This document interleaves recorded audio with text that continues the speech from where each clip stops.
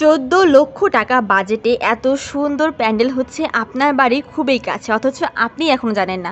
চলুন আজকে আপনাকে জানিয়েই দেব, যেখানে ভারতের আদলে এত সুন্দর পুজোর গেট করা হয়েছে।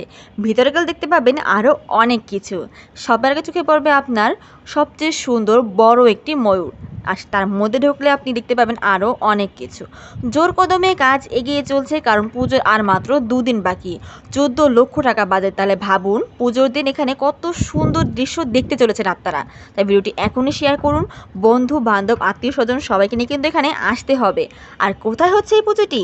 এটি হচ্ছে বরিশালের বারোপাইকা, যেটি আপনার বাড়ি থেকে খুবই কাছে। কতগুলো দেখছেন অবশ্যই কিন্তু কমেন্টের মাধ্যমে জানাবেন।